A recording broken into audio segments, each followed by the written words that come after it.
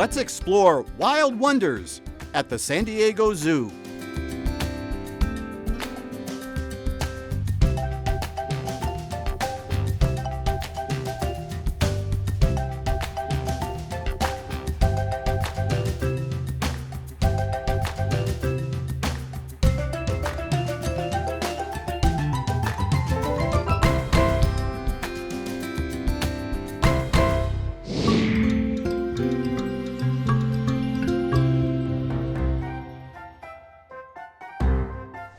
The San Diego Zoo is celebrating Yunzi's first birthday, and wow, what a turnout, and what a great treat they have all had when he first saw his ice cake.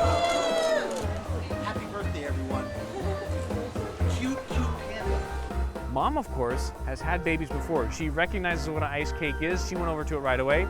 This is Yunzi's first one, so he was a little slow at first. But once he figured it out, oh my gosh, it was so funny. He's climbing all over it, licking it, eating it, exploring it. It was really a lot of fun. He's enjoying his bamboo birthday cake. It's made of ice and bamboo, frozen bamboo leaves, some apples, some drizzled honey. They created these amazing, for the first time ever, these bamboo bows out of leaves from the bamboo. He thought that was a great treat.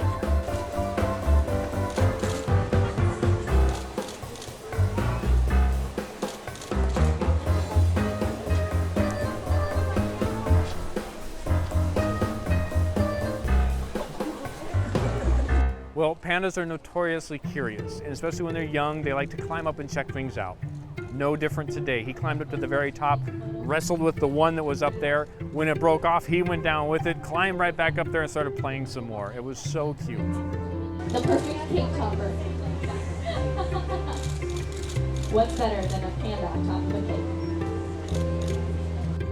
Well, throughout the weekend through Sunday, our guests can come down and wish our pandas happy birthday. They can write special notes and messages on the bamboo chimes that'll blow in the wind for them. There's also a lot of opportunities to meet keepers and researchers who do a lot of work with pandas. Yes, we're excited about the birthdays, and yes, we want to celebrate and have fun, but it's important to remember all the conservation work that goes behind all this to make it happen. Giant pandas are a critically endangered species. With roughly 1,600 left in the world, the San Diego Zoo is committed to the conservation of this beautiful animal. This week we started the weaning process between Bai Yun and Yunzi. Yunzi will be 18 months old on the 5th, and at about 18 months is when Mom decides that it's time to kick Yunzi out. And he's self-sufficient. As you can see, he's eating bamboo all by himself. And so she decided that it's time for him to stop stealing her bamboo and to get his own. The first step is what we're doing this week, and we have the doors shut between the two exhibits from the early morning until about noon. And then the next step is to do early morning until the very last feeding, which is at about 3:30 or 4. And then the last step is separate overnight, and then after that we will be separated all the time. The weaning process takes 2 to 3 weeks. We take our cues from the bears to see how well they do with weaning, and 2 to 3 weeks depending on how comfortable they are. If he gets restless, then we tend to, we'll step in a little bit, maybe do a training session or give him a little bit more enrichment or food, but we haven't had to do that more than the first day of weaning, so he's doing very well. Bai Yun next is hopefully breeding season. She will be starting her estrus probably about March. As she ages, the estrus and the breeding time is becoming a little bit shorter, so we're keeping a close eye on her. Hopefully we'll be breeding again March or April. Yunzi next will become an adult bear. He'll grow to be, we're hoping to be a big bear. He's the biggest cub so far. And so he'll be totally self-sufficient. They're independent throughout their entire life. And so he'll be eating his own bamboo and finding his own way.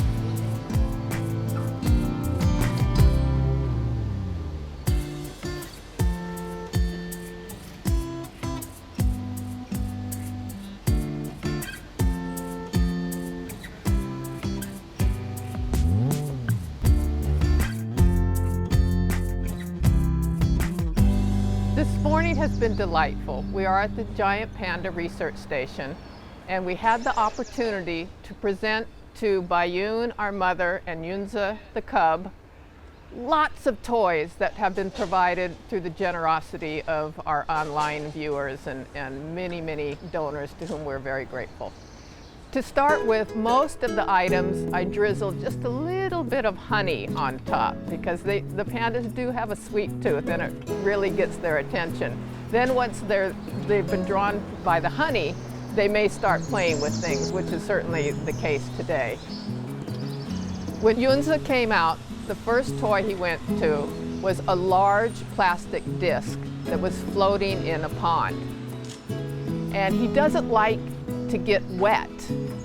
So he's got to step on, and sometimes it's a little wobbly, he's balancing, but he keeps coming back to it and standing on it. Great for balance, great to challenge him, a new sensation, and that's the kind of thing we like to introduce with our enrichment toys. Another fun thing he did was with another donut, once he got the ball out of that one, he tried to sit in the little hole in the middle. His behind is a little big for that, but it was really fun to watch him.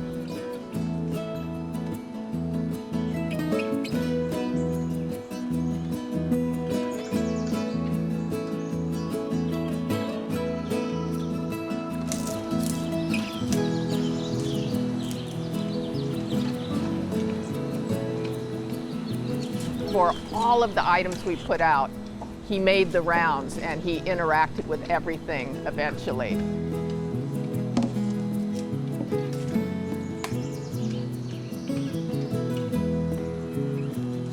Pandas are strong. They enjoy manipulating items. And so it enhances their well-being to have variety in their environment, which we always want to offer. Yunza's doing very well. He's growing well, he's healthy. As of yesterday, he's 18 kilos, which is just shy of 40 pounds. Well, because he is a youngster and because it is a natural behavior to be up in the trees while mom is off foraging, that's often where he is when he's sleeping. He'll go way up in the top of the tree and he simply falls asleep.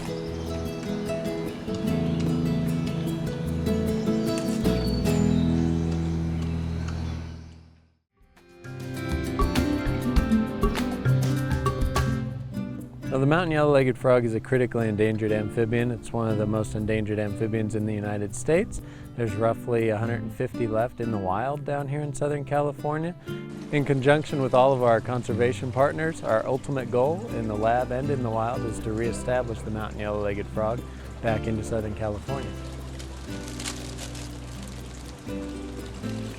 This is the first release of tadpoles back into the wild in the San Jacinto Mountains. These are animals that we produced at the San Diego Zoo Institute for Conservation Research. We were the first to breed this species in captivity. These came to us as tadpoles in 2007, so for the last few years we've been raising these tadpoles up into adult frogs, the whole goal of breeding them and putting tadpoles back into the wild. So today is a pretty huge day for us.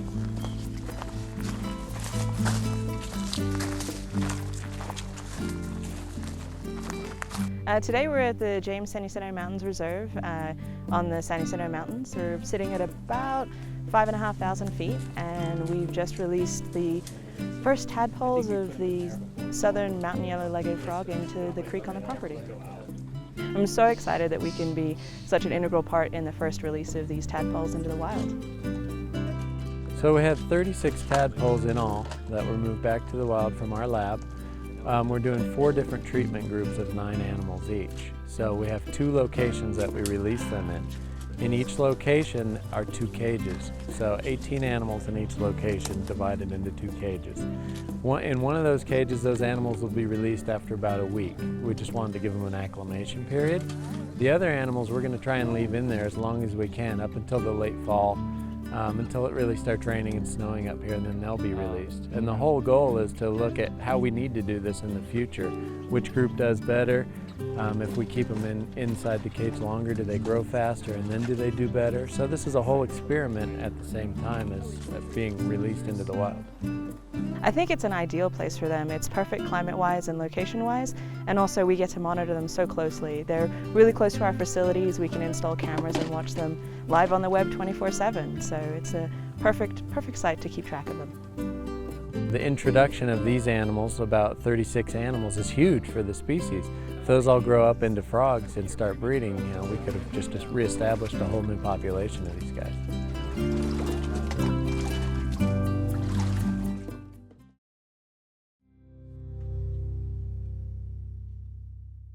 We're really excited to be working with the mountain yellow-legged frog here at the San Diego Zoo's Institute for Conservation Research.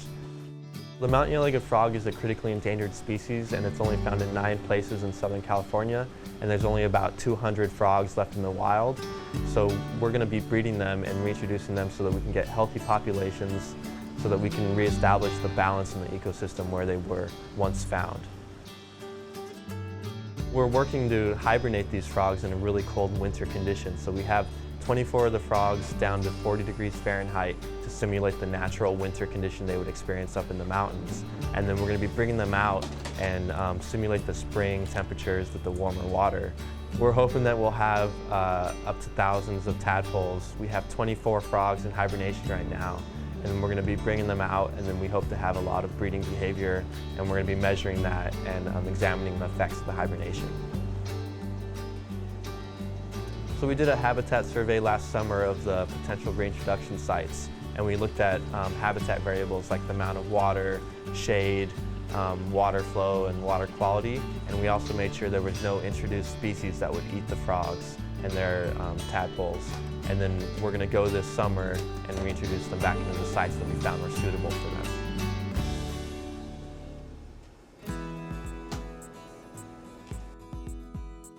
Today we're really excited to be bringing back the first ever mountain yellow-legged frogs back to the wild for a reintroduction. We have all these eggs here that we've produced in our laboratory at the San Diego Zoo's Institute for Conservation Research. We've got roughly 1,000 eggs right now. Half of these are going back to the wild. Our partners from the U.S. Geological Survey are bringing them back up to the San Jacinto Mountains where they came from. This is the first time this has ever happened, so we're really excited. And it's at 48.4 Fahrenheit. This is a critically endangered species. There's maybe 200 left in the wild. Our animals came to us in the lab as tadpoles. They were taken out of the wild because their stream was drying up. We have had the animals now for about 3 years, and this year we put the animals into chilling units to try and mimic their hibernation, and that was the key. All our animals that were chilled have bred so far, and we've got all these eggs. We've probably got more coming, and it seems to be the key, so we've been very successful, and we didn't even think we'd be putting them back this early, so it's been very successful and we're very happy. The frogs are going to be released today in the San Jacinto Mountains into a private reserve. They can be monitored daily. We're also going to have cameras on them so we can monitor them that way. This will be done by the U.S. Geological Survey and by people at the James Reserve, which is a UC system reserve. So they're going to be in good hands. There were previously mountain yellow-legged frogs at this location, but they've since gone extinct. So we know it's good habitat, and we believe the frogs will do great there. Well, we're hoping that, as many will survive as possible, and in a natural system, all the breeding that frogs do across their lifetime will result in frogs replacing them. Here we have a different situation where there are no frogs, and there's a lot more available habitat, and so we're hoping that a lot more of these eggs and tadpoles will grow to adults. Well, the first step is they have to hatch out into tadpoles, and we're gonna know that in the next 10 to 15 or 20 days. We'll be able to tell if they've hatched out. From there, we're gonna monitor the growth of the tadpoles, which is gonna take 2 years before they metamorphose into the adult frogs. We're just super excited that we finally had the opportunity to put some animals back in the wild.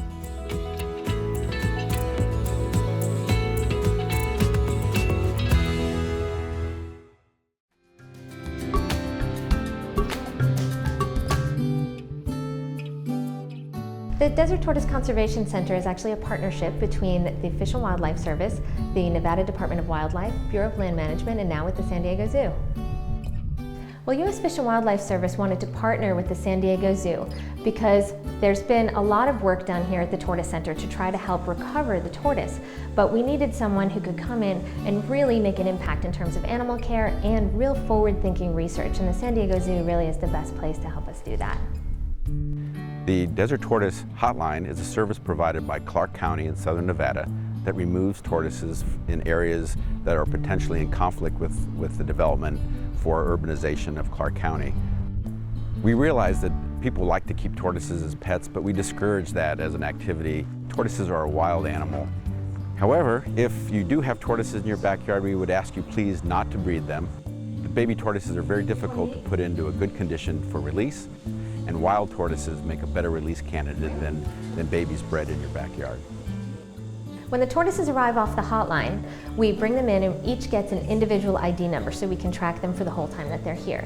Then we also weigh them and we measure them and we go through a health assessment so we can visually inspect them and see if they need immediate veterinary care. We also take a blood sample, and that blood sample gets sent out and it tests for a specific disease that desert tortoises are susceptible to, called upper respiratory tract disease.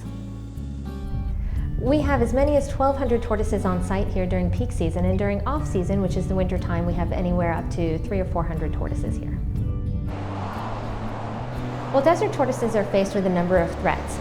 There's human encroachment onto their habitat, both through real estate development and through recreational activities like ATVing. When people go off roads, they actually can go across desert tortoise habitat and not only run over tortoises, but they compact the soil, which prevents the vegetation from growing, so the tortoises don't have anything to eat.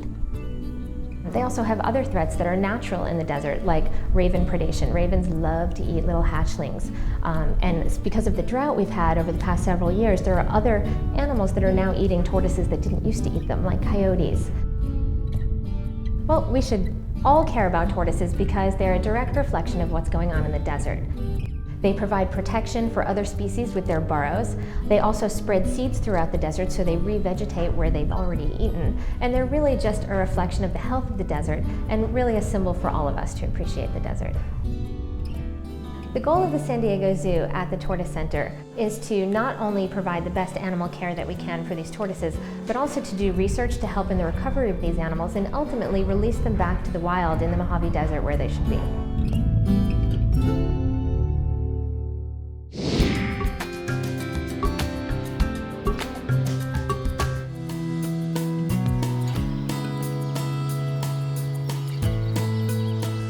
Today we moved the 3 San Diego Zoo elephants from their previous exhibit over to our state-of-the-art Harry and Gray Steel Elephant Odyssey exhibit, and the move went very well.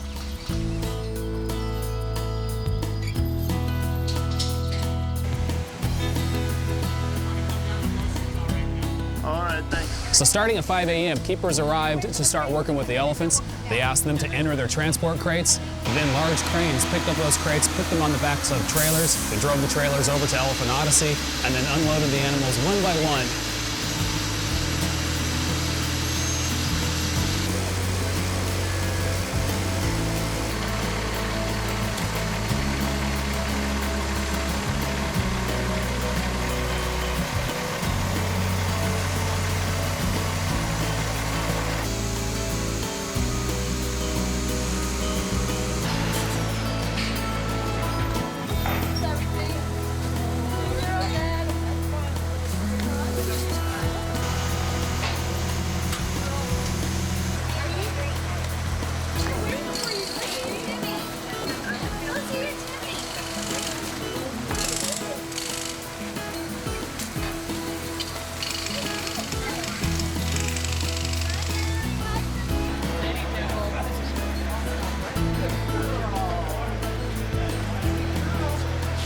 Over the next several days, the two herds will become slowly acquainted with one another just by being in adjacent yards. They'll be able to touch one another, they'll be able to hear one another better, see each other, of course, much better, and maybe over the next few weeks we'll actually start to introduce them to one another in the exhibit yards.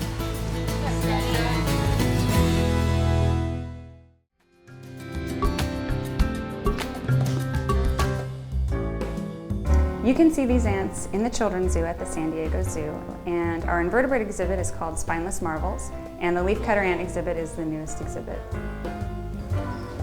Well, what you'll see in the exhibit is a simulation of what you would see in the wild, which is leafcutter ants cutting down trees practically, several hundred of them carrying leaves down into their underground nest. What you will see in our exhibit that you won't see in the wild is the underground nest, and you'll see a series of subterranean fungus chambers. Well, they're governed by no one, which is one of the most fascinating things about them. There are worker ants, which are all sterile, females, and males are only produced during times of reproduction. There's a queen, but she doesn't tell anybody what to do. She's simply the reproductive member of the colony, and in this case, with leafcutter ants, she can live 15 to 20 years and produce 300 million ants in her lifetime. Thanks for joining us. See you next time on Wild Wonders at the San Diego Zoo.